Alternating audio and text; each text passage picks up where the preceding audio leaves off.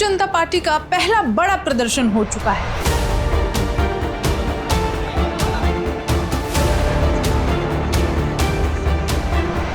जंतर मंतर पर जुटी भीड़, शिक्षा सुधार की मांग और खुद को युवाओं की नई आवाज बताने वाली इस पार्टी ने लॉन्च के साथ ही सुर्खियां बटोर ली थी। फॉलोअर्स की बात करें तो इतने फॉलोअर्स हो गए जो बड़ी बड़ी पार्टियों के फॉलोअर नहीं थे, 22 मिलियन से ज्यादा। लेकिन अब आंदोलन से ज्यादा चर्चा उन चेहरों की हो रही है जो इस पार्टी का चेहरा बनकर सामने आए हैं, क्योंकि जैसे जैसे कॉकरोच जनता पार्टी के प्रवक्ताओं और पदाधिकारियों की प्रोफाइल सामने आ रही है, वैसे वैसे नए सवाल भी खड़े हो रहे हैं। सबसे ज्यादा चर्चा हो रही है विजेता दहिया की। रिपोर्ट्स के मुताबिक विजेता दहिया का नाम यूट्यूबर ध्रुव राठी से जुड़ा रहा है।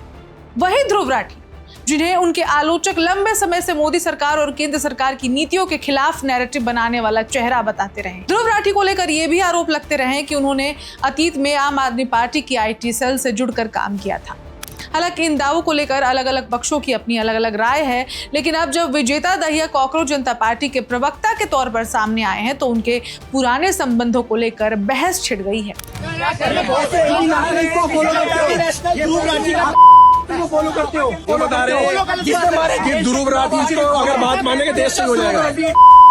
ये कॉकरोच जनता पार्टी जिसके सपोर्टर उमर खालिद के लोग हैं, वो लोग सपोर्टर है कॉकरोच जनता पार्टी के। लेकिन कहानी सिर्फ विजेता दहिया तक सीमित नहीं है। पार्टी के दूसरे प्रवक्ता सौरभ दास को लेकर भी सोशल मीडिया पर तीखी चर्चाएं चल रही हैं। उनके आलोचक उन्हें JNU के पूर्व छात्र नेता उमर खालिद के समर्थक और उनका विचारों का समर्थन करता हुआ और करीबी बता रहे हैं। समर्थकों का कहना है कि किसी व्यक्ति के विचारों का या फिर पुराने बयानों के आधार पर उसकी राजनीतिक भूमिका, उसका प्रसार करना अच्छी बात नहीं है। लेकिन जो समर्थन नहीं कर रहे हैं, जो आलोचक है, उनका कहना है कि इन लोगों की, कॉकरोच जनता पार्टी के सदस्यों की, कोर टीम के मेंबर्स की, उन लोगों से जुड़ाव जिनका विचार एंटी नेशनल रहा है, उनसे जुड़ाव ये बताता है कि इनका विचार भी उनसे इन्फ्लुएंस्ड है। तो फिर ये युवाओं की बात कैसे करेंगे? उधर पार्टी के तीसरे प्रमुख चेहरे आशुतोष रांका को लेकर भी सवाल उठ रहे हैं। राजनीतिक विरोधियों का कहना है कि आशुतोष रांका भी आम आदमी पार्टी के राजस्थान टीम के सदस्य हैं। उनका आरोप है कि पार्टी के कई प्रमुख चेहरों की वैचारिक पृष्ठभूमि वालों से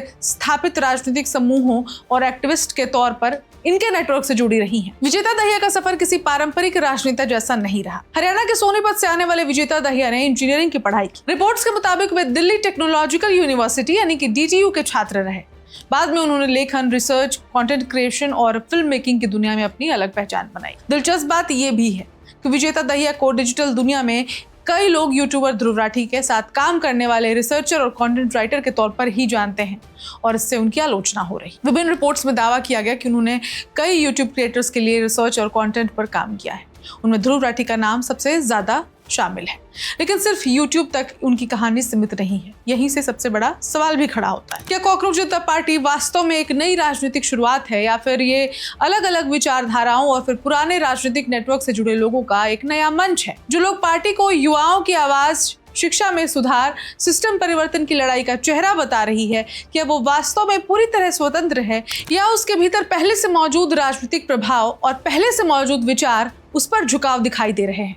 समर्थकों का कहना है कि किसी भी नए राजनीतिक आंदोलन में अलग अलग पृष्ठभूमि के लोग शामिल होते हैं और इससे उनकी विश्वसनीयता पर सवाल नहीं उठाया जा सकता। लेकिन आलोचकों का तर्क है कि अगर पार्टी खुद को पारंपरिक राजनीति का विकल्प बताती है तो फिर उसके प्रमुख चेहरों के पुराने राजनीतिक वैचारिक संबंधों की जांच होना स्वाभाविक है। यानी सवाल सिर्फ कॉकरोच जनता पार्टी का नहीं है, सवाल उस दावे का है जिसमें कहा गया है कि ये पूरी तरह से नई राजनीति, नई सोच और युवाओं की स्वतंत्र आवाज का मंच है। अब आने वाले दिनों में देखना दिलचस्प होगा कि पार्टी इन सवालों का जवाब कैसे देती, क्योंकि पहला प्रदर्शन तो हो चुका है, लेकिन असली परीक्षा अब शुरू हुई है और फिलहाल बहस आंदोलन पर नहीं बल्कि आंदोलन के पीछे खड़े चेहरों पर हो रही है। इस खबर में इतना ही। आप क्या सोचते हैं हमें जरूर बताइए और बाकी खबरों के लिए देखते रहिए वन इंडिया।